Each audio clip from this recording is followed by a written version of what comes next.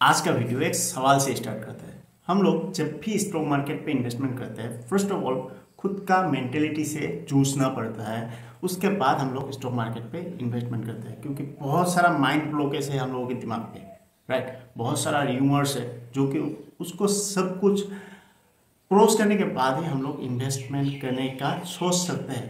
तो उस पर भी बहुत सारा क्वेश्चन आता है। तो ये क्वेश्चन आज जो मैं बोल रहा हूँ, ये भी आप लोगों के दिमाग पे आया होगा कि क्या हम लोगों का स्टॉक या हम लोग जहाँ पे इन्वेस्टमेंट करने वाले हैं, कोई भी शेयर XYZ शेयर, वो शेयर कभी भी जीरो हो सकता है क्या, या नेगेटिव पे जा सकता है क्या।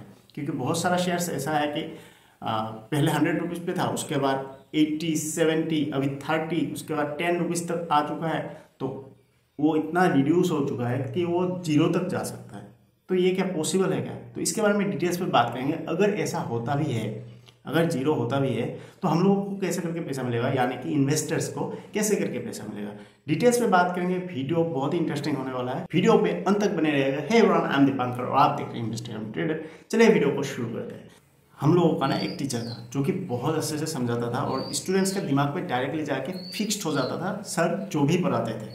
ठीक है, क्यों? क्योंकि सर कोई भी चैप्टर पढ़ाता है, कोई भी टॉपिक पढ़ाता है, वो स्टोरी टेलिंग, मतलब स्टोरी के साथ रिलेट करके पढ़ाता है। और स्टोरी के साथ कुछ भी रिलेट करके पढ़ाता है तो दिमाग पे ऑटोमेटिकली जाके फिक्स्ड हो जाता है वो बहुत लंबे टाइम तक। अभी भी हम लोगों का बहुत सारा बातें याद है।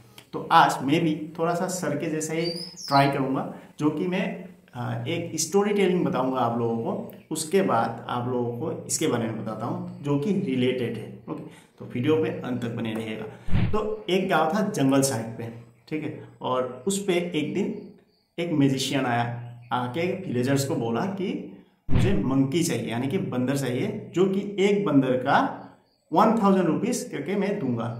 तो विलेजर्स सोचा कि ये तो बहुत ही आसान है, बहुत ही इजी मनी मेकिंग है। तो उन्होंने बंदर पकड़ा और उनको दे दिया।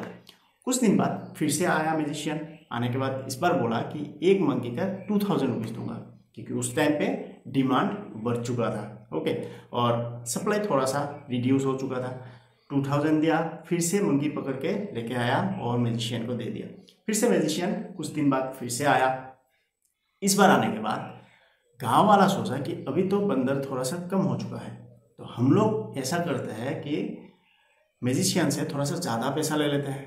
तो वो लोग बोला कि 5000 एक मंकी का लूँगा, अगर 5000 दोगे तो हम लोग बंदर पकड़ के लेके आएंगे।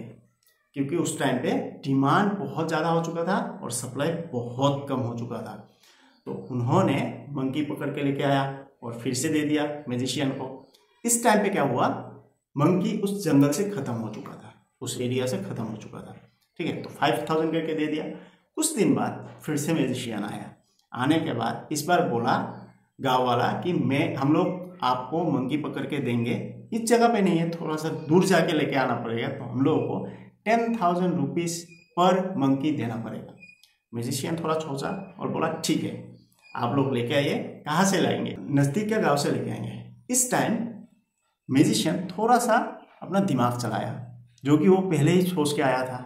ठीक है, तो म्यूजिशियन क्या किया, अपने असिस्टेंट को बोला कि तुम जाओ और जितना सारा बंदर हम लोग इकट्ठा करके रखे थे, वो बंदर 7500 रुपीज़ पे उन लोगों को सेल कर दो, यानी कि विलेजर्स को सेल कर दो।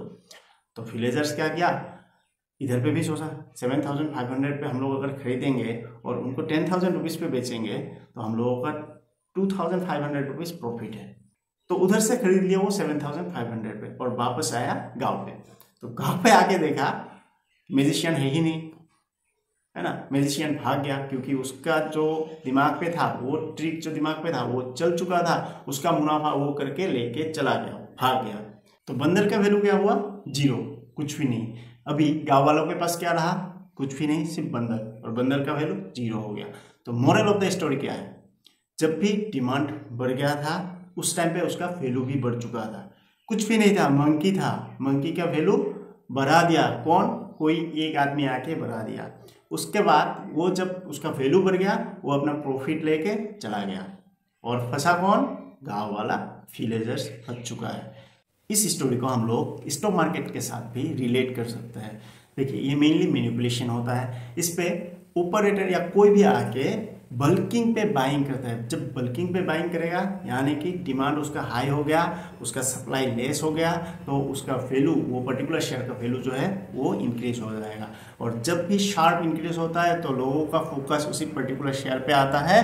शेयर पे आने के बाद लोग उधर पे बाइंग करता है, ऑपरेटर्स फिर से बाई करता है, फिर से लोग भी बाई करता है। ऐसा करते करते वो वैल्यू बहुत ऊपर तक चला जाता है और ऊपर जाने के बाद ऑपरेटर्स डायरेक्टली सेल कर देता है। सेल करने से ऑपरेटर का प्रॉफिट हो चुका है और फंस गया कौन? हम लोग, यानी कि रिटेल इन्वेस्टर फंस जाता है। उसके बाद वो निकल ही नहीं पाता। जिसको मुनाफा कमाना होता है वो मुनाफा कमा के लेके जाता है। तो अभी आते हैं मेन मुद्दे पे। क्या कोई भी शेयर जीरो हो सकता है क्या? यस, हो सकता है। अगर वो पर्टिकुलर कंपनी इंसॉल्वेंट हो जाए, दिवालिया हो जाए। दिवालिया कब होता है? जब भी कोई भी कंपनी का एसेट्स और लाइबिलिटीज, एसेट्स से लाइबिलिटीज ज़्यादा हो जाता है, बहुत ज़्यादा हो जाता है, और वो लाइबिलिटीज रिकवरी करने का कोई भी तरीका नहीं होता, तो उस टाइम पे कंपनी इंसॉल्वेंट माना जाता है, दिवालिया माना जाता है, दिवालिया घोषित किया जाता है।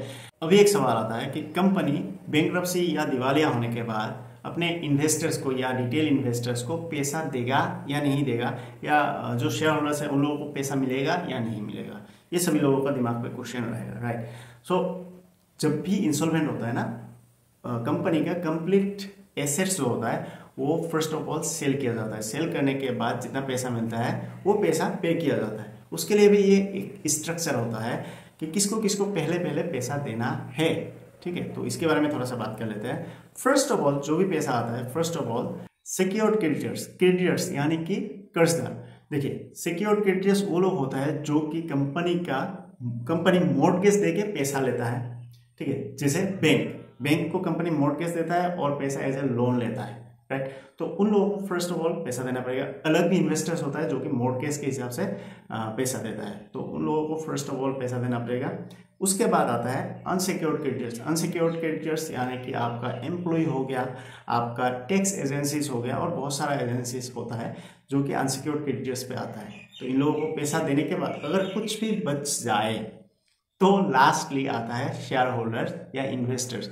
शेयर होल्डर्स को पैसा दिया जाएगा लास्टली, अगर बचे तो। अगर नहीं बचता है तो शेयर होल्डर को वही बंदर वाला कहानी याद करो, वही मिलेगा, यानी कि जीरो मिलेगा, कुछ भी नहीं मिलेगा।